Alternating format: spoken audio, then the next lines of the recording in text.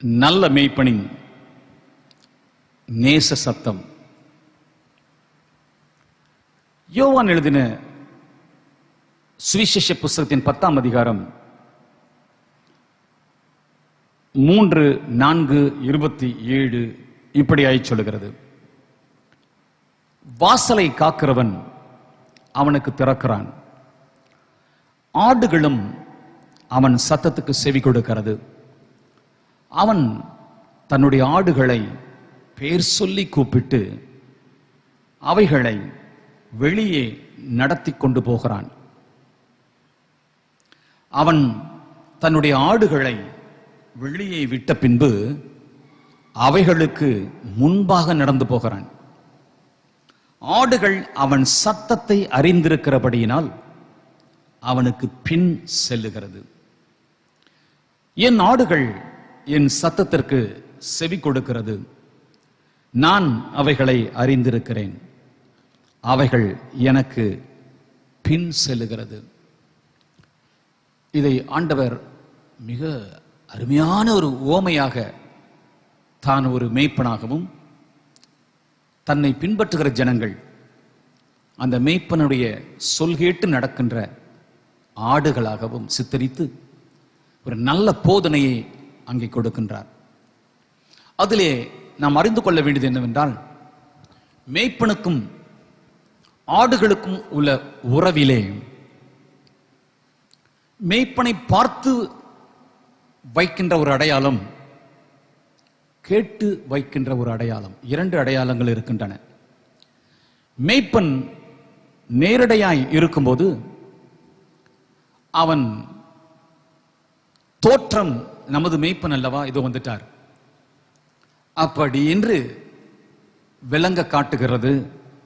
அவன் கூப்பிடும்போது அவர் சத்தம் அந்த ஆடுகளுடைய காதுகளில் உள்ளே புகுந்து மனதிலே பதிந்திருக்கிறபடினால் இதோ மேய்ப்பன் காட்சி அளிக்கிறார், அவர் என்னை கூப்பிடுகிறார் என்று அந்த ஆடுகள் அறிந்து கொள்கின்றன.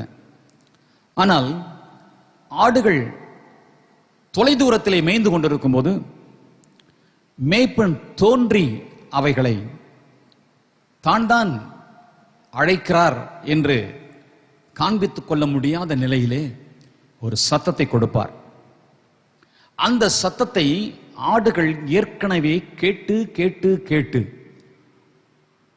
அது பழக்கமாக மாறிவிட்டபடினால் மற்ற ஆட்களுடைய சத்தத்தை கேட்டு அவைகள் அவனை பின்தொடராது.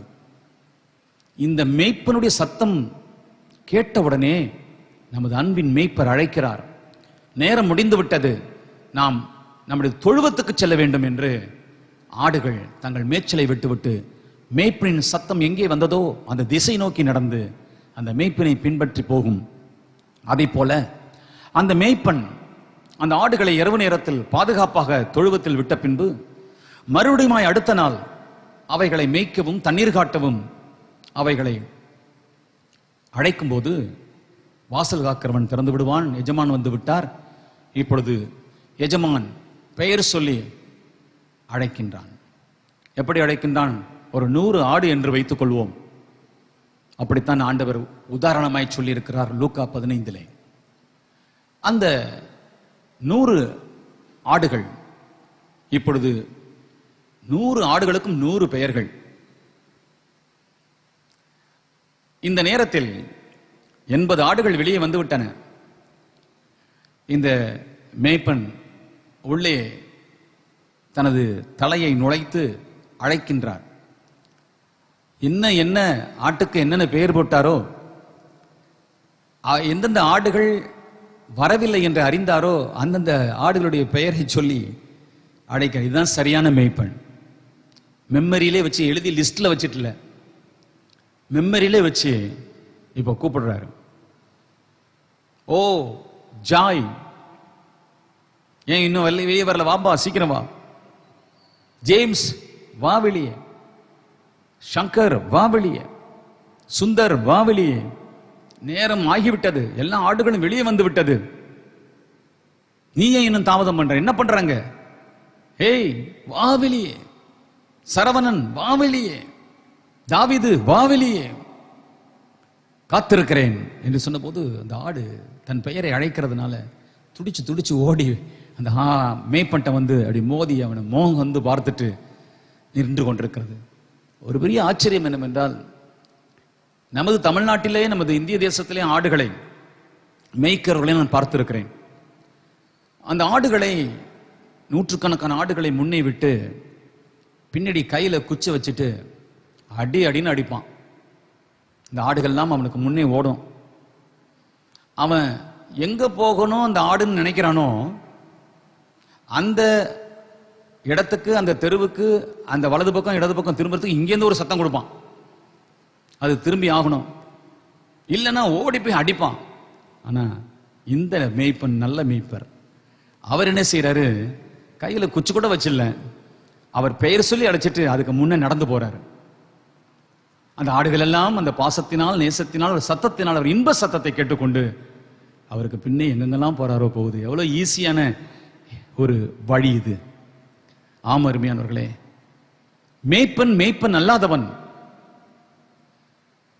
ஜீவனை கொடுக்கிற நல்ல மேய்ப்பன் உயிரை எடுக்கிற திருடன், கள்ளன் என்று இங்கே கர்த்தர் சொல்லுகிறார். அவர்கள் முன்னே போய் அவைகளை வழிநடத்த மாட்டார்கள். பின்னே வந்து அவைகளை கொள்ளையடித்து கட்டி கழுத்தை நெறித்து கொண்டு போவார்கள். ஓநாய்களை போன்ற கொள்ளையர்கள் திருடவும் கொல்லவும் அழிக்கவும் வருகிற சத்துருவுக்கு இணையான பொல்லாத மேய்ப்பர்கள். அவர்கள் பொலிவை விரும்புவார்கள், லாபத்தை விரும்புவார்கள், ஆத்மனுடைய வளர்ச்சியை விரும்புகிறதல்ல. இவைகளெல்லாம் இந்த இடத்துல அழகாய் கர்த்தர் சொன்னார். இவைகளை எக்ஸ்பிளைன் பண்ணாம போனா நல்லா இருக்காது என்று சொல்லி அந்த வசனத்தை, அதனுடைய டெக்ஸ்டுடைய அந்த நிகழ்ச்சியை, உங்களுக்கு பிக்சரை சொல்லிவிட்டோம். இவர் நல்ல மேய்ப்பன், ஆடுகளுடைய பெயர்களை அறிந்திருக்கிறான். அந்த ஆடுகள் இந்த மேய்ப்பனுடைய குரலின் சத்தத்தினுடைய வித்தியாசத்தை, அந்த சத்தத்தை அறிந்திருக்கிறது. இப்படியாக ஒரு பயணம் போய்கொண்டிருக்கிறது. இந்த ஆட்டிலே ஒன்று திசை திரும்பி போய்விட்டது. அதன் மந்தையை விட்டு எங்கோ ஒரு பள்ளத்தாக்கிலே மேலே ஏற முடியாமல் தவித்துக் கொண்டு, மேய்ச்சலையும் விரும்பாமல், நான் தனிமைப்படுத்தப்பட்டேனே, நான் தவறு செய்து விட்டேனே, என் மந்தையை விட்டு விட்டேனே, என் மேய்ப்பனுடைய சத்தத்தை கேளாமல் ஆசைப்பட்டு, அதன் மேல் இதன் மேல் ஆசைப்பட்டு, பச்சையின் மேல் ஆசைப்பட்டு நான் போய்விட்டேனே, இப்பொழுது என் மந்தை காணவில்லை, எங்கே என்னுடைய மந்தை என்று பயந்து, ஜீவனுக்கு பயந்து, காட்டு மிருகங்களுக்கு பயந்து, ஒரு ஆட்டுக்குட்டி அது தனித்து கிடக்கிறது. அந்த நேரத்தில் தான் இந்த மேய்ப்பனின் சத்தத்தின் மேன்மை தெரியும். நல்ல மேய்ப்பனுடைய சத்தத்தினுடைய மேன்மை, அந்த ஜீவனை கொடுக்கக்கூடிய, பாதுகாக்கக்கூடிய அந்த மேய்ப்பனின் சத்தத்தின் சிறப்பு, சிலாக்கியம் தெரியும். மனிதன் எப்பொழுதும் போல ரொட்டீனா எல்லாவற்றையும் அவனுக்கு நடந்துட்டு இருந்துச்சுன்னா அவனுக்கு கடவுளே தேவையில்லை. அவன் கடவுளை விரும்புறதில்லை. அவன் இன்னும் காசு விரும்புறான், பணத்தை விரும்புறான், சொத்தை விரும்புறான். கடவுளை தேடுறதில்லை, அல்லது கடவுளை உதவிக்கு அழைக்கிறான், அவ்வளவுதான். இதுதான் நாட்டிலே செழிப்பான நாடுகள், உலகத்திலே சீரும் செழிப்பும் செல்வாக்கும் பணத்திலும் மிதந்த நாடுகள் இறைவனை மறந்து விட்டன, கடவுளை மறந்து விட்டன, இயேசுவை மறந்து விட்டன. அவர்கள் உல்லாசத்தில், இச்சையில், காமத்தில், குடிவெறியில் அவர்கள் நிரம்பி விட்டார்கள். இப்பொழுது வந்திருக்கிறதான சோகம், வந்திருக்கிற மரண பயம் அவர்களை நேசரின் சத்தத்தை நோக்கி காத்திருக்க செய்கிறது. ஒரு சத்தம் வராதா? ஒரு அன்பின் சத்தம் வராதா? ஒரு வேத வார்த்தை கிடைக்காதா? ஒரு ஆலயத்துக்கு நான் போக மாட்டேனா? ஒரு ஆராதனையில் பங்கு பெற மாட்டேனா? ஒரு ஜெபிக்க எனக்கு நேரம் கிடைக்காதா? என் சகோதர சகோதரிகளை பார்க்க எனக்கு நேரம் கிடைக்காதா என்று சொல்லி இப்பொழுதுதான் இயங்குவார்கள், இயங்குகிறார்கள். எனக்கு தெரிந்தபடி 1980களிலேயே இங்கிலாந்துல இருக்கிற ஆலயங்கள்லாம் விற்கப்பட்டது, வாடகைக்கு விடப்பட்டது. அங்கே ஆலயங்களுக்கு மக்கள் செல்வதில்லை, பெரிய பெரிய ஆலயங்கள். அந்த ஆலயங்களை பூட்டி போட்டார்கள். வருஷத்துக்கு ஒரு முறை அந்த ஆலயத்துக்கு வரி கட்ட, ஒயிட் வாஷ் பண்ண, பெயிண்ட் பண்ண காசு இல்லை. ஆகையினால் இஸ்லாமியர்களுக்கு தொழுகைக்கு அவர்கள் வாடகைக்கு விட்டார்கள், சில இண்டஸ்ட்ரிக்கு கொடுத்தார்கள், சில தொழிற்சாலைகள் இயங்க ஆரம்பித்தன, சில பிரஸ்கள் இயங்க ஆரம்பித்தன. என்னுடைய நண்பர் அங்கே இருக்கிறார். அவர் வேதனையோடு எனக்கு அவைகளை குறித்து அப்பொழுதே சொன்னார் என்றால் பார்த்துக் கொள்ளுங்கள். 1980களிலே இன்றைக்கு எவ்வளவு முத்தி போயிருக்கும் என்னுடைய பாவங்கள். ஆகினால்தான் கர்த்தர் இன்றைக்கு அவர்களை சந்தித்துக் கொண்டிருக்கிறார். இதோ இந்த ஆடு தன் மேய்ப்பன் சத்தத்தை கேளாதபடி, தன் மந்தையின் சத்தத்தை கேளாதபடி, மரண பயத்திலே, திகிலிலே, அச்சத்திலே, ஆகாரத்தையும் புசிக்க முடியாமல் நடுங்கிக் கொண்டிருக்கிறது. குரல் கொடுத்தாலும் ஓநாய்கள் வந்து தூக்கி கொண்டு போய்விடும் என்று பயந்து கொண்டிருக்கும் போது இதோ ஒரு இன்ப சத்தம் கேட்கிறது. அந்த குறிப்பிட்ட ஆட்டின் பெயர் மனோகரன் என்று வைத்துக் கொள்வோம், மனோ என்று வைத்துக் கொள்வோம். இப்பொழுது அந்த மனோகரன் பாவத்தின் நிமித்தமாக, மரண பயத்தின் நிமித்தமாக தவித்துக் கொண்டிருக்கும் போது ஒரு குரல் தூரத்தில் கேட்கிறது, மனோ என்று கேட்கிறது. அவ்வளவுதான், ஒரு தெம்பு, ஒரு தைரியம். வந்து விட்டார் என் மேய்ப்பன், என்னை தூக்கி எடுப்பார், தோளின் மேல் சுமப்பார், மந்தைக்கு கொண்டு போய் சேர்ப்பார், என் தாயை பார்ப்பேன், என் தகப்பனை பார்ப்பேன், என் சகோதரர்களை பார்ப்பேன், என் சகோதரிகளை பார்ப்பேன் என்று ஒரு நம்பிக்கை பிறக்கிறது. உடனடியாக இந்த ஆடு குரல் கொடுக்கிறது. மேய்ப்பன் அங்கே இங்கே பார்த்து ஆடு குரல் கொடுக்கிற அந்த திசையை நோக்கி ஓடி வருகிறான். பார்த்தால் ஒரு புதரிலே சிக்கிக்கொண்டு, ஒரு பாதாளத்தில் விழுந்து கொண்டு, அது அடுத்தபடியாக ஒரு மரணத்தை நோக்கி போய்கொண்டு, பயந்து நடுங்கி கண்களிலே கண்ணீர் வடித்துக் கொண்டு ஏக்கத்தோடு பார்த்து கொண்டிருக்கிறார். மேய்ப்பன் தன் ஜீவனை பணைய வைத்து அவர் அங்கே இறங்குகிறார். இறங்கி அந்த ஆடுகளை, அந்த ஆட்டை, அந்த கிடாவை தன் தோளில் போட்டுக்கொண்டு அதை தட்டி கொடுத்து கொண்டு, எங்க போனப்பா மனோ, எது உன்னை எடுத்தது? என் அன்பை விட்டு உன்னை பிரித்தது என்ன? மந்தையை விட்டு உன்னை பிரித்தது என்ன? சபையை விட்டு உன்னை பிரித்தது என்ன? எந்த ஆசை, எந்த உலக ஆசை, எந்த கவர்ச்சி, எந்த காதல், எந்த மோசமான நட்பு உன்னை பிரித்து விட்டது என்று சொல்லி அவர் அங்கே சம்பாஷித்துக் கொண்டே 99 ஆடுகளை விட்டுவிட்டு இந்த ஆட்டை தேடி வந்து மீட்டெடுத்து கொண்டு சென்றார் என்று நாம் பார்க்கின்றோம். ஆம் அருமையானவர்களே, இந்த நல்ல மேய்ப்பன் குரலை கேட்டு, அந்த ஆடு அந்த இன்ப சத்தத்தை கேட்டு மனம் திரும்பினது போல, அது தப்பித்துக் கொண்டது போல, புது வாழ்க்கையை, மரணத்திலிருந்து மீட்டெடுக்கப்பட்ட, அழிவிலிருந்து மீட்டெடுக்கப்பட்ட ஒரு புது வாழ்க்கையை பெற்றுக்கொண்டது போல நீங்களும் நானும் பெற்றுக்கொள்ள அந்த நல்ல மேய்ப்பனுடைய குரல் எப்பொழுதும் கேட்டுக்கொண்டுதான் இருக்கிறது. அவர் சத்தம் தொனித்துக் கொண்டுதான் இருக்கிறது. மனசாட்சியிலே நமக்குள்ளே வாசம் பண்ணுகிற கர்த்தர் இதை செய், இதை செய்யாது என்று அவர் சொல்லிக் கொண்டேதான் இருப்பார். என் ஆடுகள் என் சத்தத்தை அறிகிறபடினால் அவைகள் எனக்கு செவி கொடுக்கும் என்று ஆண்டவர் சொல்லுகிறார். தாவீது ஒரு நல்ல மேய்ப்பன். அவர் தனது தகப்பனுடைய ஆடுகளை மேய்க்கும்படி தன் வீட்டிலேயே 8வது மகனாகிய இவரை ஆடுகளை மேய்க்கும்படி விட்டுவிட்டார்கள். ஒரு முறை ஒரு சிங்கம், ஒரு முறை ஒரு கரடி ஆடுகளை கவிக்கொண்டு ஓடினது. அவன் ஒரு நல்ல மேய்ப்பன். ஜீவனை பணைய வைத்து பின்னே ஓடி அந்த மிருகங்களை, காட்டு மிருகங்களை தன் கையினால் அடித்து அவைகளை, அந்த ஆட்டை அவைகள் வாயிலிருந்து தப்புவித்து அவைகளை கொன்று போட்டான் என்று வேதம் சொல்லுகிறது. என்ன பெரிய பராக்கிரமசாலி பாருங்கள், எவ்வளவு பெரிய அபிஷேகம் பாருங்கள், எவ்வளவு பெரிய தைரியம் பாருங்கள். ஒரு ஆட்டுக்குட்டிக்காக தன் உயிரை பணை வைத்து சென்ற தாவீது இந்த ஆட்டிற்காக, மனோகரன் என்ற ஆட்டிற்காக, கேட்டுக்கொண்டிருக்கிற உனக்காக உன்னதத்தில் இருந்த ராஜாதி ராஜா ஆண்டவர் இயேசு கிறிஸ்து ஜீவனை கொடுக்க வந்தார். அந்த ஜீவன் பரிபூரணப்படவும் வந்தார். உங்களுக்காக, எனக்காக சிலுவையிலே அவர் மரித்தார். அவர் நம்மை மீட்டெடுத்தார். இதை தாவீது தன் வாழ்க்கையிலே இயேசு கிறிஸ்து வந்து செய்ய போகிறார் என்பதை தன் வாழ்க்கையிலே முன் அடையாளமாக அவர் செய்தார், அல்லது அதற்கு நேரிட்டது என்று நான் சொல்ல விரும்புகின்றேன். அன்பானவர்களே, தாவீது அவரும் ஒரு ஆடாக, அவர் ஒரு மேய்ப்பனாக, ஆடுகளை மேய்த்தவராக இருந்தாலும் அவர் ஒரு ஆடாக, தெய்வம் அவருக்கு மேய்ப்பராக அவரை கூப்பிட்டு அழைத்த அந்த இன்ப சத்தத்தின் அனுபவத்தை இப்பொழுது பார்க்க போகிறோம். 1 சாமுவேல் 23ஆம் அதிகாரம் 2ஆம் வசனம் இப்படியாய் சொல்லுகிறது. அப்பொழுது தாவீது, நான் போய் அந்த பெலிஸ்தரை முறிய அடிக்கலாமா என்று கர்த்தரிடத்தில் விசாரித்ததற்கு கர்த்தர், நீ போ, பெலிஸ்தரை முறியடித்து கேகிலாவை ரட்சிப்பாயாக என்று தாவீதுக்கு சொன்னார். மனதை கொஞ்சம் அப்படி உலாவ விட்டீங்கன்னா, பைபிள்ல இதற்கு முன்பதாக வீட்டில் இருக்கட்டும், போர்க்களத்தில் இருக்கட்டும், அரண்மனையில் இருக்கட்டும், தாவீதோடு ஒரு முறை கூட கர்த்தர் பேசினதில்லை. ஆனால் இந்த இடத்துல ஒரு முயற்சியை செய்கிறார். ஒரு போர்க்களம், துரத்தப்பட்ட நிலைமை, கடினமான வாழ்க்கையின் பாதை.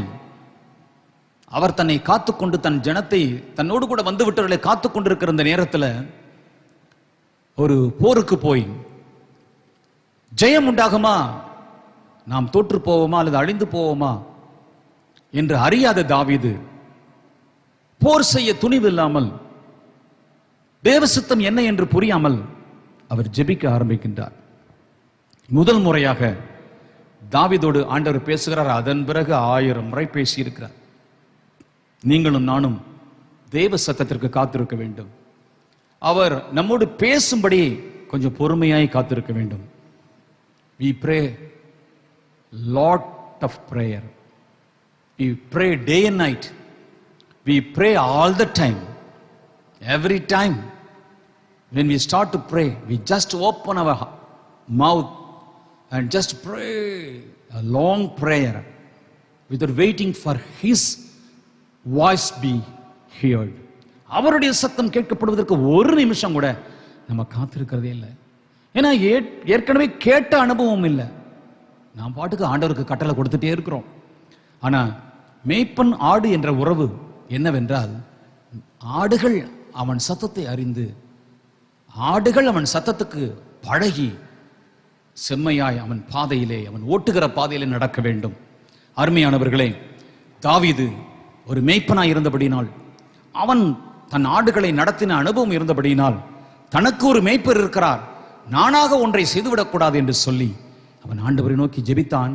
கர்த்தர் அவனோடு பேசினார். போ தாவீது, நீ கேகிலாவை முறியடிப்பாய், நீ பெலிஸ்தரை ஜெயிப்பாய், நீ சுதந்தரித்துக் கொள்வாய் என்று சொல்லி பேசினார்.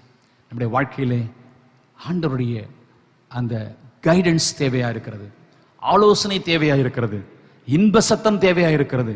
நல்ல மேய்ப்பின் நேச சத்தத்திற்கு நாம் காத்திருக்க வேண்டிய அவசியம் இருக்கிறது. ஆம், இன்றைக்கு உங்களுக்கு கிடைக்கப்பட்ட இந்த வெளியேறு பெற்ற காலங்களிலே அந்த சமூகத்து பழக்கத்தை கற்றுக்கொள்ளுங்கள். இதற்குத்தான் ஆண்டவர் அந்த ஓய்வு நாட்களை கொடுத்திருக்கிறார். வேலை இல்லாமல் வீட்டிலே அமர்ந்து நாம் என்ன செய்வதென்று தெரியாமல் வீணாக மொபைல் போனை நோண்டிக்கொண்டு நம்முடைய காலங்களை கெடுத்துக் கொண்டிருக்கிறோம். அவரோடு இவரோடு சாட் பண்ணி கொண்டிருக்கிறோம். Talk with God, speak and him, wait upon him, let him speak to you. அவர் உங்கள்கிட்ட பேசட்டும். Spend lot of time at his feet. அதிகமான நேரத்தை தேவ சமூகத்தில் கழிப்பதற்கு தான் இந்த நேரத்தை கற்றுக் கொடுத்திருக்கிறார். பர்சனல் பிரேயர், பிரைவேட் கிளாஸட், தனியறை ஜெபம், இரவு பகலாய் கர்த்தரை தேடும் அனுபவம். அவர் பேசுகிறாரோ இல்லையோ, நீங்கள் பேசி பேசி பேசும் ஆண்டவரே, என்னோடு இடைப்படும் ஆண்டவரே, எனக்கு சொல்லித்தாரும் ஆண்டவரே, எனக்கு தரிசனம் தாரும் ஆண்டவரே, எனக்கு கற்றுத்தாரும் ஆண்டவரே, நான் அடுத்து என்ன செய்ய வேண்டும், என்னை பரிசுத்தப்படுத்தும், என்னை தொடும், என்னை நிரப்பும், என்னை ஆசீர்வதியும், எனக்கு வழிகாட்டும் என்று இரவு பகலாய் ஜெபிக்கிற ஒரு நல்ல நேரத்தை, தேசத்திலே ஒரு ஓய்வை கர்த்தர் கொடுத்திருக்கின்றார். வாரத்துக்கு ஒரு ஓய்வு நாளை கர்த்தர் ஏன் கொடுத்தார்? அந்த ஓய்வு நாள் கர்த்தருக்காக செலவு பண்ணப்படுவதற்காக. இன்றைக்கு மாத கணக்காக ஓய்வு நாளை எதற்கு கொடுக்கிறார்? ஒரு கொள்ளை நோயும் உங்களை, நீங்கள் வெளியே இருந்தாலும் உங்களை தொற்றாது, பற்றாது. ஆனால் ஆண்டவரே அரசு சட்டத்தை போட்டு உங்களை வீட்டில் அமர பண்ணியிருக்கிற ஒரே காரணம், ஆடுகளே, தேவ பிள்ளைகளே, மேய்ப்பனின் கீழ் அடங்கி இருந்து அந்த நல்ல மேய்ப்பனுடைய குரலை கேட்க ஓயாமல் அவரை நோக்கி ஜெபிக்க ஆரம்பியுங்கள். இந்த ஜெபம் பல மணி நேரம், உபவாசம் பல நாட்கள், இரவு பகல், வேத வசனம், வீட்டிலையும் அதை குறித்த மெடிடேஷன், தியானம் ஒருவருக்கு ஒருவர் சொல்லிக்கொண்டே இருந்தால் உங்களுடைய லைஃப் ஸ்டைலே மாறிடும். தேவனுடைய பிரசன்னத்தால் நிரப்பப்படுவீங்க. உங்களுக்கு தேவ சமூகத்து பழக்கம் உண்டாயிடும். நீங்க பேசுறதும் அவர் பேசுறதுமாக ஒரு அனுபவம் வந்துடும். நீங்க மாத்திரம் பேசிக்கொண்டிருந்த நாட்கள் போய் கர்த்தாவே என்று கூப்பிடுவீர்கள். என் மகனே, மகளே என்று அவர் சொல்லுவார். இப்படி செய், அப்படி செய் என்று சொல்லிக் கொடுப்பார். அந்த அனுபவத்துக்கு நாம் வந்தே ஆக வேண்டும். இன்றைக்கு தேவராஜ்யத்துக்குள்ளே கர்த்தரோடு நேரடியாய் பேசுகின்ற அநேக பரிசுத்தவான்களை நான் காண்கின்றேன். அவர்கள் எல்லாரும் பல்லாயிரக்கணக்கான மக்களை, லட்சக்கணக்கான மக்களை கிறிஸ்துக்குள்ளே வழி நடத்துகிறார்கள். இந்த கூட்டங்களிலே 1 லட்சம் 1.5 லட்சம் ஜனங்கள் கூடுகிறார்கள். அவர்கள் வந்து நிற்கிறார்கள். நின்று கொண்டிருக்கும் போது அந்த லட்சக்கணக்கான கூட்டங்கள் மத்தியிலே ஆண்டவர், என் மகனே நில், இதோ ஒரு சகோதரன் இங்கே வந்திருக்கின்றார், அவர் இன்னும் ஆடை உடுத்தி இருக்கிறார், இப்படிப்பட்ட நிலையில் வந்திருக்கிறார், அவர் வீட்டுக்கு போய் தற்கொலை பண்ணிக்கொள்ளலாம் என்று சொல்லித்தான் இங்கே வந்திருக்கிறார். அவருடைய பெயர் எது, அவருடைய உருவம் எது, அவருடைய மனைவி பெயர் எது, அவருடைய பிள்ளைகள் பெயர் எது, அவர் பிறந்த நாள் இது, அவருடைய தேதி இது, அவருடைய வாழ்க்கையில் நடந்த சம்பவங்கள்லாம் இவைகள். இதை சொல்லி கூப்பிட்டு அந்த மனுஷன் மேல் கை வைத்து ஜெபி என்று கர்த்தர் பேசுகிறார். அவர்கள் அப்படியே சொல்லுகிறார்கள். அப்படியே அந்த மக்கள் திகைத்து போகிறார்கள். என் மேல் வைத்த தேவ அன்பு என்ன ஆச்சரியமாக, மனுஷனா தேவனா என்று அந்த மனிதனை குறித்து ஆச்சரியப்பட்டு கடைசியில் கர்த்தரிடத்தில் சரணடைந்து விழுந்து மனம் திரும்புகிறார்கள். எழுப்புதலை பார்க்கின்றோம். இவர்கள் எல்லாம் 40 தினங்கள், சில வருஷங்கள் மலைகளிலே, காடுகளிலே, வனாந்தரங்களிலே ஜெபித்துக் கொண்டிருந்த ஊழியக்காரர்கள். சரித்திரங்களை வாசித்தால் அவர்கள் தேவனுடைய சமூகத்திலே கிடைக்கப்பட்ட நேரத்தை பசியும் பட்டினியுமாய் இருந்து தெய்வமே என்று அழுது புலம்பிக் கொண்டது. தேசத்திற்கு ரட்சிப்பு வேண்டுமே, அவர்கள் உண்மை அறியாமல் இருக்கிறார்களே, நீர் மெய்யான தெய்வமாய் இருந்து உண்மை தேடாமல் இருக்கிற ஜனங்களை நான் எப்படி உம்மண்டையில் திருப்புவேன், எனக்கு வரம் தாரும், வல்லமை தாரும், எனக்கு கிருபை தாரும், எனக்கு அபிஷேகம் தாரும் என்று காத்திருந்து ஜெபித்தபடினாலே கர்த்தர் அவர்களை நிரப்பி அனுப்பினார். இப்பொழுது இந்த வரங்கள், கர்த்தரோடு இவர்கள் பேசுவதும் கர்த்தர் அவர்களோடு பேசுகிறதான இந்த வரங்கள் 100க்கு 100 அப்படியே உண்மையாக இருப்பதனாலே தேசங்கள் அசைக்கப்படுகின்றன. பெரிய செல்வாக்குள்ள செல்வ நாடுகள் எல்லாம் அவர்களை கூப்பிட்டு அழைக்கிறது. இஸ்ரவேல் ஒருத்தனை ஏற்றுக்கொள்ளவே மாட்டான். அதுவும் கிறிஸ்தவ போதகரை, இன்றைக்கு கிறிஸ்தவ போதகரை, ஆப்பிரிக்கா தேசத்தின் போதகரை இஸ்ரவேல் பிரைம் மினிஸ்டர் கூப்பிட்டு அழைத்து அவர்களுக்கு இரத்தாம்பர கம்பளம், ரெட் கார்பெட் வெல்கம் கொடுத்து அவர்களை அழைத்து கொண்டு போகிறார்கள் என்றால் பாருங்களேன், கர்த்தருடைய வல்லமை ஒரு மனிதனிடத்தில் இருக்கும்போது, கர்த்தருடைய அபிஷேகம் ஒரு மனுஷனிடத்தில் இருக்கும்போது, கர்த்தர் ஒரு மனுஷனோடு பேசி அவனை நடத்துகிறதை பார்க்கும்போது ராஜ்யங்கள் மண்டியிட்டு தெண்டலிட்டு பணிகிறது. கர்த்தருக்கு மகிமை உண்டாவதாக. என் ஆடுகள் என் சத்தத்திற்கு செவி கொடுக்கிறது, நான் அவைகளை அறிந்திருக்கிறேன், அவைகள் எனக்கு பின் செல்லுகிறது. தாவீது அப்படியாக ஜெபித்த போது கர்த்தர் அவனோடு பேசினார். தாவீது மகன் சாலமோன் கேட்ட ஒரு இன்ப சத்தத்தை, ஒரு நேச சத்தத்தை நாம் பார்ப்போம். 2 நாளாகமம் 1ஆம் அதிகாரம் 7ஆம் வசனம். அன்று ராத்திரியிலே தேவன் சாலமோனுக்கு தரிசனமாகி, நீ விரும்புகிறதை என்னிடத்தில் கேள் என்றார். இந்த மாதிரியான நிகழ்ச்சி ஒன்று நடந்ததுனால இதை போல அநேக கதைகள் உலகத்தில் உண்டு. கடவுள் ஒருவன் வந்தானாம், அவன் மனிதனை சந்தித்து சௌக்கியமா என்றானாம், உனக்கு என்ன வேண்டும் என்று கேட்டானாம் என்றெல்லாம் பாடுவார்கள். இன்றைக்கு அப்படியே ஒரு சம்பவம் நடந்து, இந்த சாலமோனுக்கு ஆண்டவர் அந்த ராத்திரி தரிசனமாகி உனக்கு என்ன வேணும்னு கேட்டார்ல, அத போல என்ன கேட்டா, உங்களை கேட்டா நீங்க என்ன சொல்லுவீங்கன்னு ஆண்டவருக்கு தெரியும், உங்களுக்கும் தெரியும். சிலர் இப்படி கேட்டுருவாங்க, நானோ நீங்களோ எப்படி கேட்கிறோம் என்று ஆண்டவருக்கு தெரியும். ஆனா சிலர் இப்படி கேட்கறவங்க இருக்கிறாங்க, ஆண்டவரே பசியே எடுக்கக்கூடாது, ஆண்டவரே ஆண்டவரே பணத்துக்கு கஷ்டமே வரக்கூடாது, என் பேங்க் எல்லாம் அப்படியே கோடி கோடியா நிரப்பி கொடுத்துருங்க. இந்த வேலைக்கு போறேன் பாருங்க, அவன் என்ன ரொம்ப மட்டமா நடத்துறான், நான் வேலைக்கே போகக்கூடாது, என்னை ஐஸ்வர்யன் ஆக்கிடுங்க, பணத்தை குமிச்சு கொடுத்துருங்க, எனக்கு ஒரு 10 தலைமுறைக்கு தேவையான சொத்தை கொடுத்துருங்க. இப்படிதான் கேட்பான் மனுஷன். தேசத்தை கேட்பான், நாட்டை கேட்பான், நிலத்தை கேட்பான், பொண்ணை கேட்பான், பொருளை கேட்பான், புகழை கேட்பான், தன் சத்துருக்கள் சாக வேண்டும் என்று கேட்பான். கடவுளே வந்து கேட்கிறாரே என்று சொல்லி அவன் ஒரு லிஸ்ட்டை தயார் பண்ணிட்டு கேட்பான். ஆனால் சாலமோன் அந்த சத்தத்தை கேட்டு அவன் பிரமித்து, அடியேன் ஆண்டவரே வந்துட்டீங்களேப்பா, நன்றி ஆண்டவரே, உங்க சத்தத்தை கேட்டு நான் சந்தோஷப்படுறேன், எங்க அப்பாட்ட பேசின அனுபவத்தை நான் கேட்டிருக்கிறேன், நான் ஒரு முறை கூட உங்க சத்தத்தை கேட்டதில்ல. What a beautiful voice, melodious voice, full of affection. அப்பா என்ன அன்பு ஆண்டவரே என்று அப்படியே மகிழ்ந்து கொண்டிருக்கும் போது, கேளுப்பா என்னப்பா உனக்கு வேணும்னா, நியாயமான ஒன்றை கேட்டான். கர்த்தருக்கு ஸ்தோத்திரம். ஒரு தேவ மனுஷன், உலகத்தை அசைத்த தேவ மனுஷன் மாரிஸ் சர்லோ, அமெரிக்கன் ஜூ, அவர் ஒரு நாள் தன்னுடைய அறையிலே அமர்ந்திருந்து ஆண்டவரை நோக்கி ஜெபிக்கின்றார். International figure, well known miracle working servant of God. If he preaches in a meeting, the meeting will shake. It will be shaken like anything. The whole group, one and all, will be touched. Miracle after miracle, you will see. A lot of people will be healed. Even the dead will be raised. வல்லமையான பிரசங்கி அவருடைய கூட்டத்தை நான் அனுபவிச்சிருக்கிறேன், அநேகரை அனுபவிச்சிருப்பீங்க. அவர் ஆண்டவர்கிட்ட சொல்றாரு, இவ்வளவு வல்லமையா தேவனால பயன்படுத்தப்படுகிற மனுஷன் சொல்றாரு, ஏசப்பா நீங்க என்ன வல்லமையா பயன்படுத்த மாட்டீங்க, கோடிக்கணக்கான மக்கள் ரட்சிக்கப்படாம கிடக்குறாங்க, கொஞ்சம் தான் சக்தி கொடுத்துருக்கிறீங்க, கொஞ்சம் தான் பயன்படுத்துறீங்க, என்ன அதிகமா வல்லமையால நிரப்பி என்னை பயன்படுத்தணும் அப்படின்னு கேட்குறாங்க. கேட்ட உடனே அவர் அனுபவம் என்னன்னு கேட்டீங்கன்னா, ஒரு ஃப்ரெண்டை போல ஆண்டவர் நேரடியா வந்து சேர்ல உட்காந்து, இவர் ஒரு சேர்ல உட்காந்துட்டு சம்பாஷிப்பாங்க. இவர் மை லார்டுன்னு சொல்லுவாரு, அவர் சொல்லுவாரு மை டியர் சைல்ட் மோரின்னு சொல்லுவார், என் அன்பு பிள்ளைய அப்படின்னு கூப்பிடுவார்.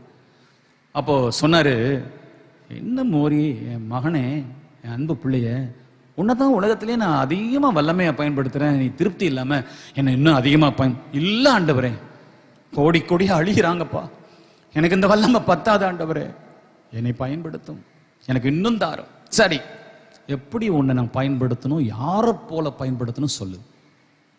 அப்போ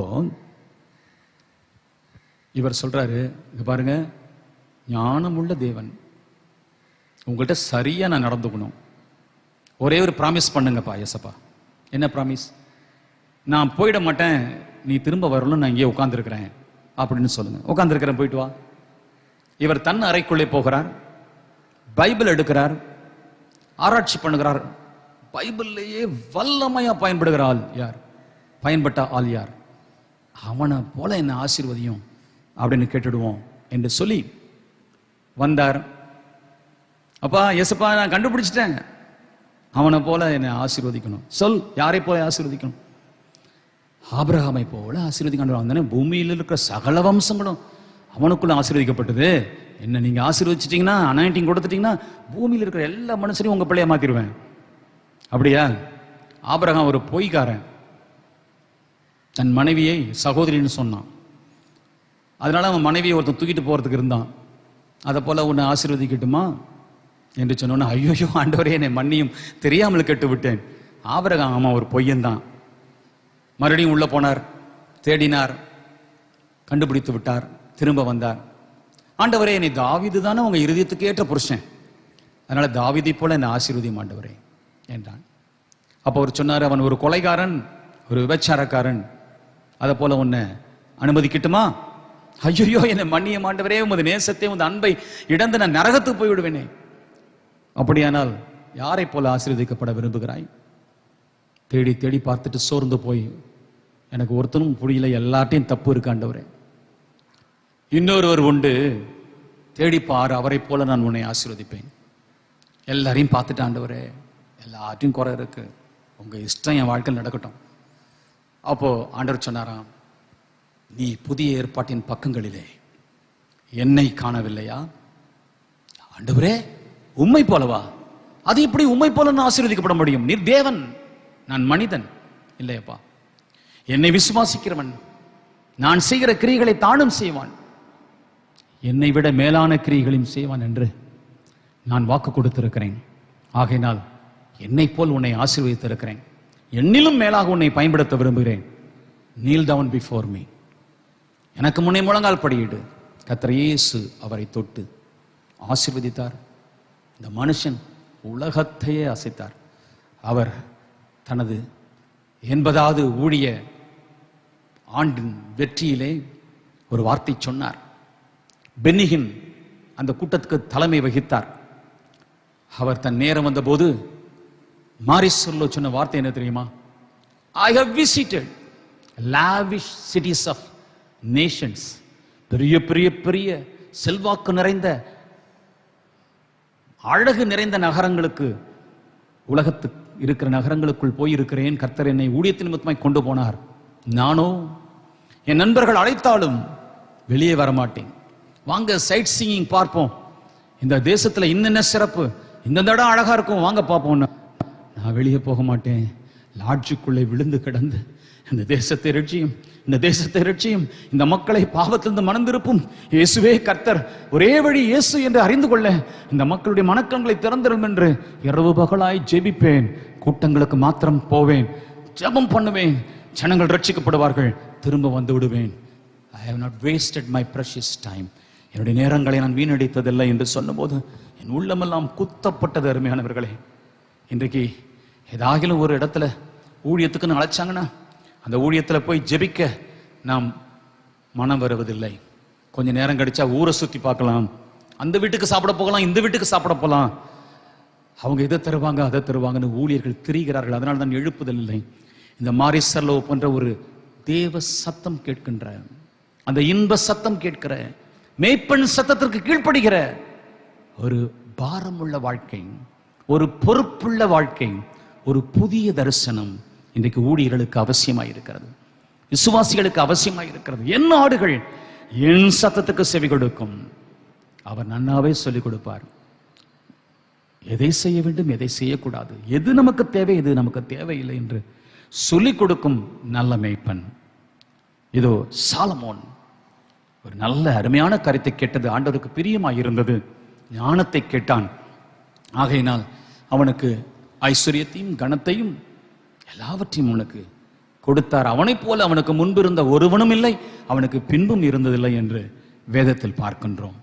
மூன்றாவது, எலியா கேட்ட நேச சத்தம். 1 ராஜாக்கள் 17:3 நீ இவ்விடத்தை விட்டு கீழ்திசையை நோக்கி போய் யோர்தானுக்கு நேராயிருக்கிற கேரித் ஆற்றண்டையில் ஒளித்துக் கொண்டிரு, அந்த ஆற்றின் தண்ணீரை குடிப்பாய், அங்கே உன்னை போஷிக்க காகங்களுக்கு கட்டளையிடுவேன் என்றார். நேசரின் சத்தம் ஒளித்துக் கொண்டிரு என்று சொல்லுகிறது. எல்லாரும் வெளிப்படுத்த தான் விரும்புறாங்க. தங்களை நன்றாக பாடக்கூடியவர்கள், நன்றாக பிரசங்கம் பண்ணக்கூடியவர்கள், தங்களுக்கு வரவேற்பு கிடைக்க வேண்டும், ஆள் உயர மாலை போட வேண்டும், முன்னையும் பின்னையும் பட்டங்களை போட்டு அவருடைய வால் போஸ்டர்கள் அடிக்கப்பட வேண்டும், தங்களை டாக்டர் என்று, பிஷப் என்று மக்கள் அழைக்க வேண்டும், தங்களை தலைவர்கள் என்று அழைக்க வேண்டும், தங்களுக்கென்று ஒரு கட்சி, தங்களுக்கென்று ஒரு சங்கம், தங்களுக்கென்று ஒரு கூட்டுறவு சொசைட்டி, தங்களுக்கென்று ஒரு ராஜ்யம். இப்படியாக மனிதனுடைய மனம் திசை திரும்பி போய்விட்டது. ஊழியர்கள் இன்றைக்கு பயன்படுத்தப்படாமல் போகிறதுக்கு ஒரே காரணம், பதவியை கொடுத்து அமைக்க வச்சிடறான் பிசாசு. அவர்களை தங்கள் அனாயிண்டிங், தங்கள் அபிஷேகம், தங்களுடைய நோக்கம், தரிசனம், ஓட்டம் நிறைவேற முடியாதபடிக்கு பணம், சொத்து, பொருள், அந்தஸ்து, புகழ் என்று திசை திருப்பி விடுகிறான். ஊழியர்களை மாத்திரமல்ல அன்பானவர்களே, கர்த்தருடைய பிள்ளைகளுக்கும் இன்றைக்கு அதே சோதனை உண்டு.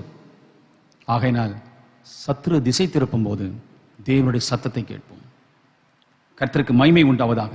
ஒளித்துக் கொண்டிரு, மறைந்து கொண்டிரு, உன்னை வெளிப்படுத்தாதே, நீ யார் என்று சொல்லாதே, உன்னை நான் வெளிப்படுத்துவேன், நீ என் மகன், என் அபிஷேகம் பெற்ற வல்லமை நிறைந்த தாசன் என்பதை நான் உன்னை முன்னே கொண்டு வருவேன், நீ உன்னை முன்னே கொண்டு வர முயற்சிக்காதே என்று இவனை ஒளிந்திருக்க சொன்னார். அப்புறம் பின்னாடி போய் ஒளிஞ்சுக்கிட்டான், ஒளிந்திருக்க சொன்னார்.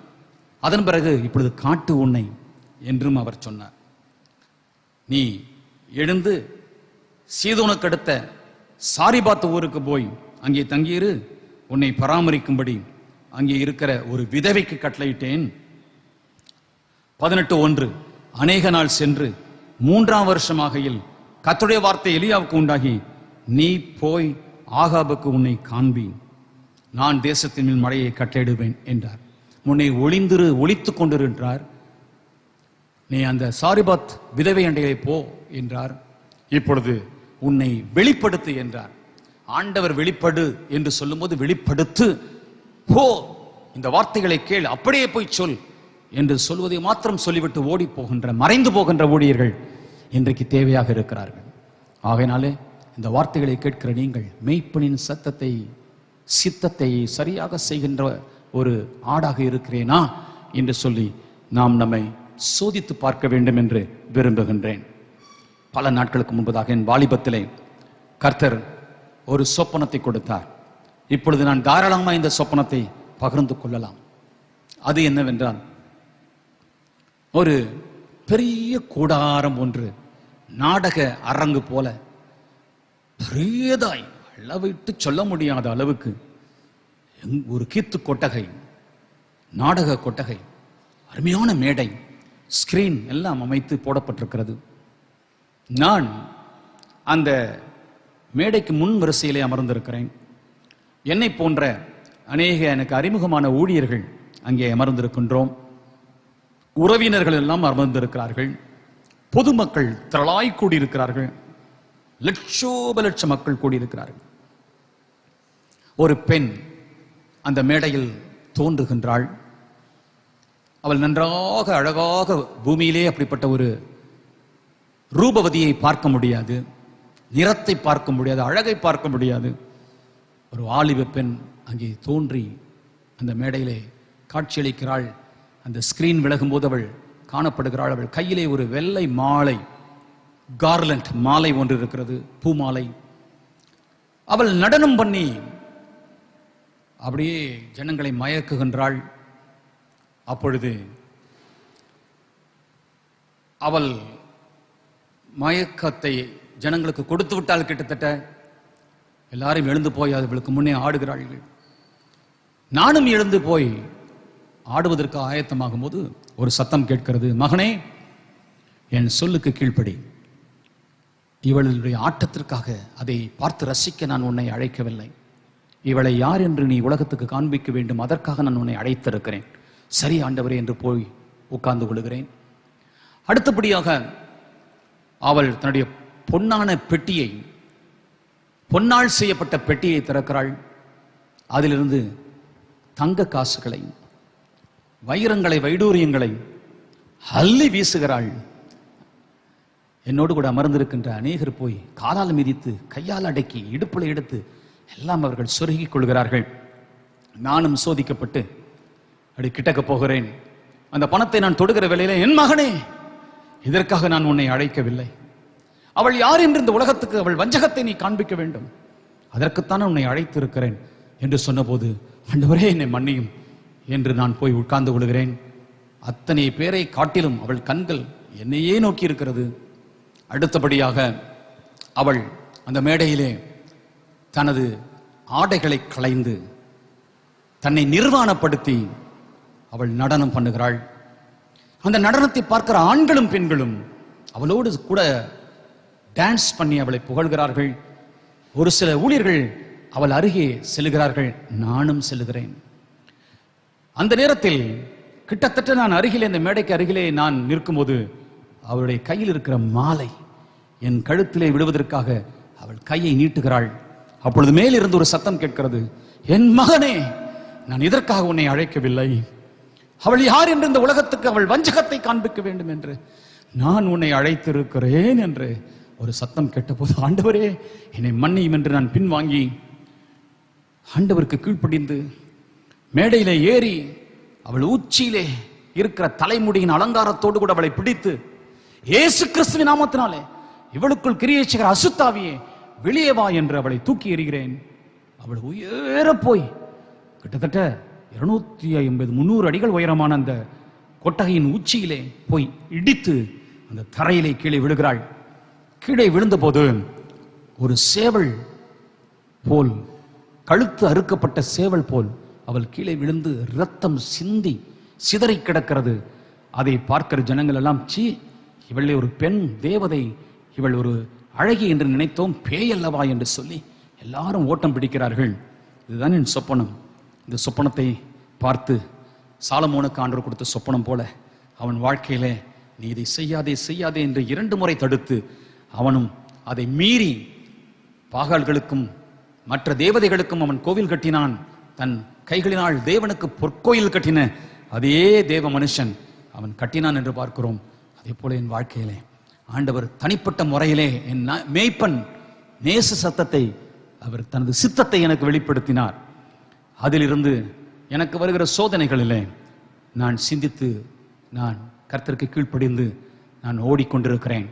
என் தகப்பனிடத்தில் இதை குறித்து நான் சொன்னபோது அவர் சொன்னார், வாலிப பருவமாய் இருக்கிறபடினால், நீ திருமணம் ஆகாதவனாய் இருக்கிறபடினால் இப்பொழுது சொப்பனத்தை வெளியே சொல்லாதே. நீ திருமணமான பின்பு இதை நிச்சயமாய் வெளியே சொல்ல வேண்டும். அப்பொழுதுதான் அநேகருடைய வாழ்க்கையிலே தேவ சித்தம் என்ன என்று புரிந்து கொண்டு பிசாசுக்கு விலகுவார்கள். ஒன்று, இது சுயமகிமை. இன்னொன்று பண ஆசை, பொருள் ஆசை. இன்னொன்று மாம்சத்தின் இச்சை. இந்த மூன்றிலே ஏதாகிலும் ஒன்றிலே விசுவாசிகள் அடிபட்டு போவார்கள். உனக்கு ஆண்டவர் உன்மேல் வைத்த நேசத்தினால் இவைகளை நான் உனக்கு முன்னே சொல்லுகிறேன், இவைகளுக்கு நீ அடிமையாகாதே என்று கர்த்தர் உன்னோடு பேசியிருக்கிறார். ஆண்டவரை மாத்திரம் மகிமைப்படுத்து, பணத்துக்காக நிற்காதே. நீ வஞ்சக உபதேசங்களை வெளியே கொண்டு வந்து இயேசுவை கர்த்தர் மெய்யான உபதேசம் இதுவே என்று சொல்லுகிற அந்த யுத்தத்திலே பின்வாங்காதே. நீ கற்புகளுக்கு இடம் கொடுக்காதே, உன்னை புகழ இடம் கொடுக்காதே, மாம்சீச்சைகளுக்கு விலகி ஓடு என்று சொல்லி அவர்கள் எனக்கு அருமையாய் போதித்தார்கள். என் அருமையான இந்த சத்தத்தை கேட்கிற தேவனுடைய பிள்ளைகளே, என் ஆடுகள் என் சத்தத்துக்கு செவி கொடுக்கும், அவைகள் என் சத்தத்தை கேட்டு எனக்கு பின் செல்லும்.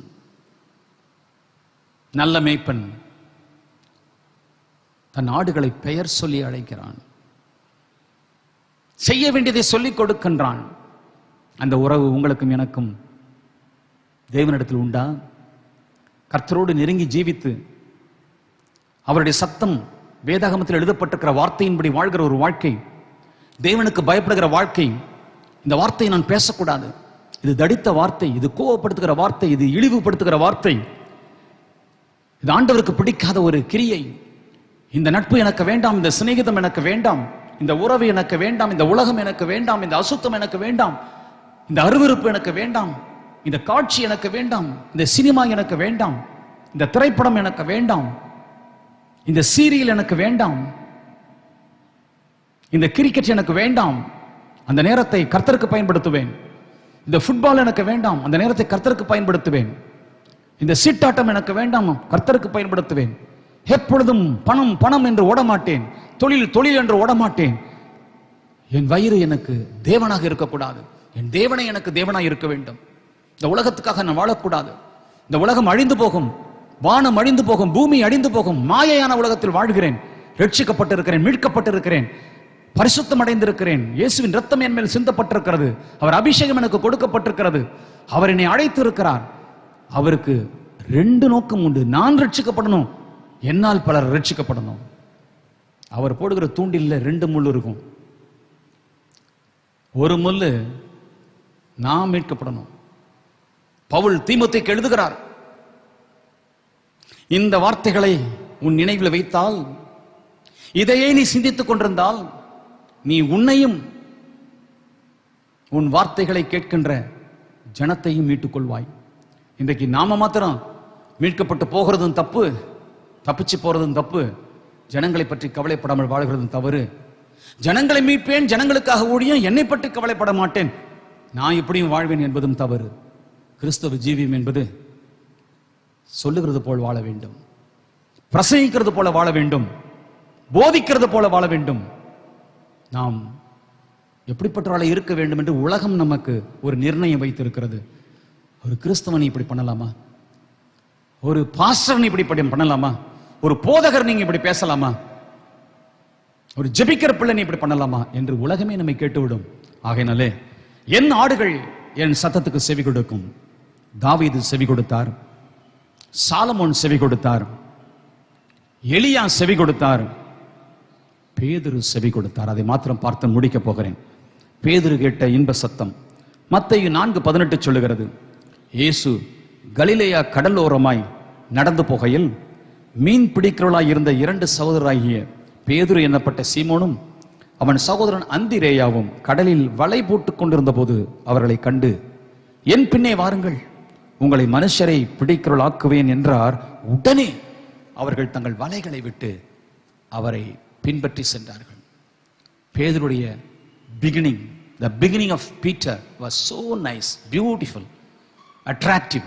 என்னங்க கூப்பிட்ட உடனே ஒருத்தர் பின்னாடி போயிட முடியுமா? உடனே வலைகளை விட்டு அவரை பின்பற்றி பேதுரு போய் ஒரு புதிய தரிசனத்தை, புதிய வாழ்வின் நோக்கத்தை பெற்றுக்கொண்டு அன்று முதல் கர்த்தரையே பின்பற்றி போனான்.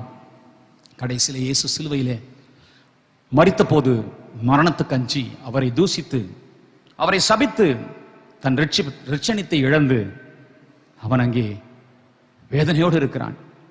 ஆண்டவர் இயேசு அவனை திரும்பி பார்க்கிறார். அந்த பார்வை அவனை குத்துகிறது, சேவலும் கத்துகிறது. ஆண்டவர் சொன்ன வார்த்தை நிறைவேறிவிட்டது. மனம் கசந்து அழுதான். அதை பார்த்த ஆண்டவர் உயிர்த்தெழுந்த பின்பு அதே பேதுருவை அதே சூழ்நிலையில் அதே வலைகளை போட்டு அலசி கொண்டிருக்கிற நேரத்திலே அவனை சந்தித்து மறுபடியும் பலப்படுத்துகிறார்.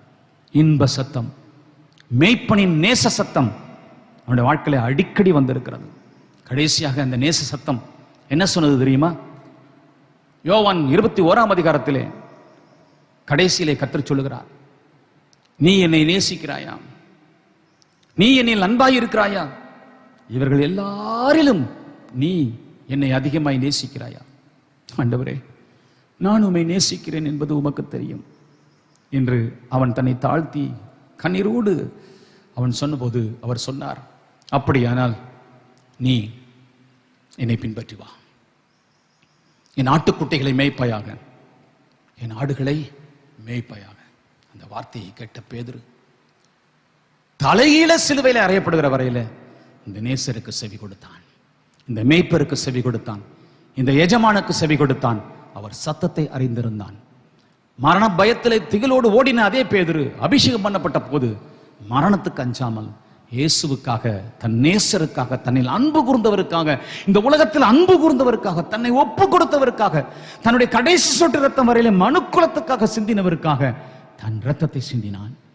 நீங்களும் நானும் கர்த்தருடைய சித்தத்தை அறிந்து கொள்ள வேண்டும் என்றால் அவர் சத்தத்தை கேட்க வேண்டும். அவர் சத்தத்தை கேட்க வேண்டும் என்றால் அவருடைய வேதத்தை அதிகமாய் வாசிக்க வேண்டும், அதிகமாய் தனி ஜெபத்தை ஜெபிக்க வேண்டும். அப்படியாக இந்த கொடிய காலங்களிலே, கொரோனா காலங்களிலே வீட்டிலே அடைபட்டிருக்கிற நீங்கள் வீட்டில் அன்பா உமது பிள்ளைகளோடு, மனைவியோடு, புருஷனோடு, உங்கள் உறவுகளோடு நேரத்தை செலவு பண்ணுவதோடு அவர்கள் தனித்தனியாக ஜெப நேரங்களை நியமியுங்கள். கிடைக்கிற இடத்துக்கு ஓடுங்கள், ஆண்டவரை நோக்கி ஜெபியுங்கள். ஒன்னு சொல்லட்டுமா? கழுகு மலையின் உச்சியில தன் முதிர் வயதில் போய் அமர்ந்து கொள்ளும். அந்த கழுகு காணப்படாமல் போய்விட்டது என்று சொல்லி நினைப்பார்கள். அது கிழடு தட்டு விட்டது, அதனால ஓய்ந்திருக்கிறது போல போய் உச்சியிலே அமர்ந்து கொள்ளும். தன் சிறகையெல்லாம் தன்னுடைய அழகாலே பீத்து பைத்து போட்டு மொட்டை தலையாக, மொட்டை உடலாக அது அங்கே ஒன்றும் புசிக்காமல் கிடக்கும். ஒரு அதிசயம் அதற்கு நடக்கும். என்ன தெரியுமா? மீண்டும் எல்லா சிறகுகளும் எல்லா முடியும் அதுக்கு முளைக்கும். முளைத்த பின்பு ஒரு வாலிப கழுகு போல அது பலன் அடைந்து மறுபடியும் வேறே கழுகு போல் பறந்து வரும். அதைத்தான் வேதவசனம் சொல்கிறது. ஏசியா சொல்லுகிறது, கர்த்தருக்கு காத்திருக்கிறவர்கள் புது பலன் அடைந்து கழுகுகளைப் போல செட்டைகள் அடித்து உயர எழும்புவார்கள் என்று. இதோ கம்பளி புழுவை பார்க்கிறோம். அவைகள் நம்ம மேல் ஏறினால் உடல்லாம் தடித்து போய்விடுகிறது, பார்க்கவே அருவருப்பாய் இருக்கிறது. அந்த கம்பளி புழுகள் வேக வேகமாய் எங்கே போகிறது என்று பாருங்கள். அவைகள் போய் தன்னை சுற்றிலும் ஒரு கூட்டை கட்டிக்கொள்ளும். இந்த கூட்டுக்குள்ளே ஒளிந்து கிடக்கும். அந்த கூட்டுக்குள்ளே இருக்கிற அந்த கூட்டுப்புழு சில காலங்களிலே அப்படியே சிறகு முளைத்து அதே அசிங்கமான அருவருப்பான புழு வண்ணத்து பூச்சியாக, வண்ணத்து பூச்சிகளின் கூட்டமாக அப்படியே பறக்கும்போது நம்முடைய கண்கள்லாம் கவர்ந்து இழுக்கப்படுகிறது. என்ன வண்ணம்! பிள்ளைகள் எல்லாம் ஓடி ஓடி அதை தொட விரும்புகிறது. அதே போல these are the days God has graciously given to you that you can tarry at his feet, pray for a long time in your private room, stay at home, Pray all the time, day and night. Look unto God. Raise up your spirit. Let your heart be open before God. And ask the Lord to renew you. உன்னை புதுப்பிக்கும்படி, உன்னை மாற்றும்படி, ஒரு புது வாழ்வு உண்டாகும்படி, தேவ சத்தம் உனக்கு உண்டாகும்படி, கர்த்தருடைய சித்தம் உன் வாழ்க்கையில் நிறைவேறத்தக்கதாக கடந்து போன காலம், அதை அழிந்து போன காலங்களை, வீணாய் போன காலங்களை மறந்து அவைகளை குறித்து உணர்ந்து ஒப்பு கொடுத்து ஜெபித்து, எனக்கு கொடுக்கப்பட்ட நல்ல நாட்களை, நல்ல வாலிபத்தை, அருமையான பணமும் நேரமும் காலமும் ஞானமும் அறிவும் புத்தியும் இருந்த காலங்களை நான் விட்டு விட்டேன், அடித்து விட்டேன், ஒழித்து விட்டேன், நஷ்டப்படுத்தி விட்டேன். உமக்காக ஒன்றும் செய்யவில்லை, ராஜ்யத்துக்காக ஒன்றும் செய்யவில்லை, ஊழியம் செய்யவில்லை, சுவிசேஷம் அறிக்கவில்லை, திட்டமிடவில்லை, சபைக்காக உழைக்கவில்லை, உமது நாமத்துக்காக நான் அடிபடவில்லை, உமக்காக ஓடவில்லை, உமக்காக இழக்கவில்லை, நான் ஜெபிக்கவில்லை, என்னை மன்னியும் ஆண்டவரே என்று சொல்லி இரவு பகலாய் நீங்கள் ஜெபிக்க வேண்டும் என்றுதான் தேவனுடைய சத்தம் உங்களை நோக்கி வருகிறது. This is the voice of the shepherd. மேய்ப்பனின் சத்தம் உன்னை நோக்கி வருகிறது. நீ தேவனுடைய ஆடாக இருந்தால் இந்த வார்த்தைக்கு நீ செவி கொடுப்பாய். என் ஆடுகள் என் சத்தத்துக்கு செவி கொடுக்கும் என்று ஆண்டவர் சொன்னார். இதையும் கேட்டுவிட்டு இந்த வாரம் முழுவதும் நீங்கள் ஜெபிக்காமல் இருப்பீர்களோ, இதையும் கேட்டுவிட்டு நீங்கள் உல்லாசமாய் திரிவீர்களோ, இதையும் கேட்டுவிட்டு நன்றாக தின்று படுத்து தூங்குவீர்களோ, இதையும் கேட்டுவிட்டு நீங்கள் ஆண்டவருக்காக விட வேண்டியதை விடாமல் இருப்பீர்களோ, இதையும் கேட்டுவிட்டு இன்னும் பாவத்தில் நீடிப்பீர்களோ, இதையும் கேட்டுவிட்டு இன்னும் அசுத்த நடவடிக்கைகளை, அசுத்த சிந்தனைகளிலே வளர்ந்து தேவனுக்கு விரோதமாக அவரை துக்கப்படுத்தி வாழ்வீர்களோ, கர்த்தர் உங்களோடு பேசிக் கொண்டிருக்கிறார். கர்த்தர் உங்களை சந்திக்கிறார். கர்த்தர் சத்தம் கொடுக்கிறார். பெயரை சொல்லி அழைக்கிறார். தன் ஆடுகளை அவன் பெயர் சொல்லி கூப்பிடுகிறான். தனித்தனியாய் உன்னோடு பேசுகிறார். குடும்ப தலைவனோடு பேசுகிறார், மனைவியோடு பேசுகிறார், குடும்ப தலைவியோடு பேசுகிறார், வாலிப பிள்ளைகளோடு பேசுகிறார், அன்பு தங்கச்சியோடு பேசுகிறார், தம்பியோடு பேசுகிறார். இந்த குடும்பத்தில் இருக்கிற ஒவ்வொருவரோடும் பேசுகிறார். உனக்கு கிடைக்கப்பட்ட அந்த சாக்கியம், இந்த அருமையாய் ஆன்லைன்ல இந்த சத்தம் உன்னை நோக்கி வருது. சாலமோனே, எலியாவே, பேதுருவே, ஆபிரகாமே, யோசுவாவே, தாவீதே, ஒவ்வொருவரோடும் ஆண்டவர் பேசினது போல, சாமுவேலே சாமுவேலே என்று பேசினது போல உங்களோடு பேசுகிறார்.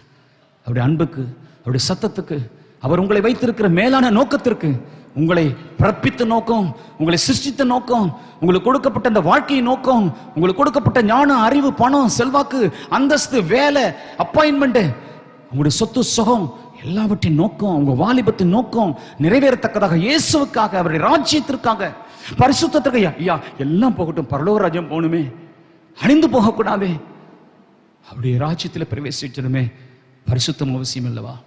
பரிசுத்தம் இல்லாத ஒருவனும், அசுத்தமாக இருக்கிற ஒருவனும் அங்கே பிரவேசிக்க முடியாதே.